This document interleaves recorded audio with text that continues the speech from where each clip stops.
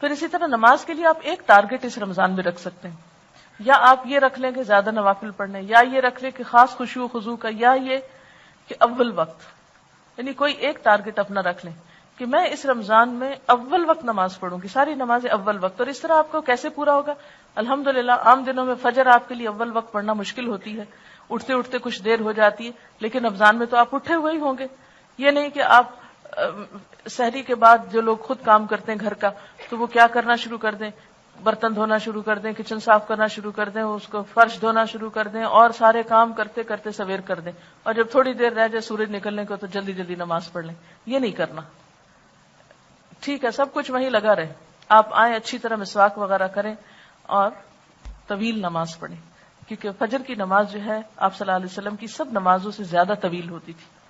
تو اس کو مسنون طریقے سے پڑھنے کے لیے آپ کو کیا کرنا ہوگا؟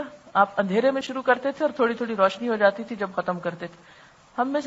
ہم لوگوں نے کتنی دفعہ زندگی میں مسنون نماز فجر کی پڑھی ہے. تو یہ رمضان کا موقع اگر آ رہا ہے تو کوشش کریں کہ اس میں اس سنت پر عمل ہو جائے.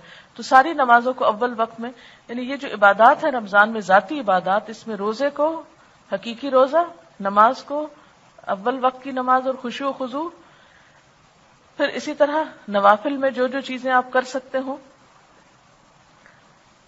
اور اس میں خاص طور پر قیام اللیل یعنی جو تراویح کی نماز ہے اس کا اہتمام، کیونکہ ایک نفل جو ہے وہ فرض کے برابر ہے.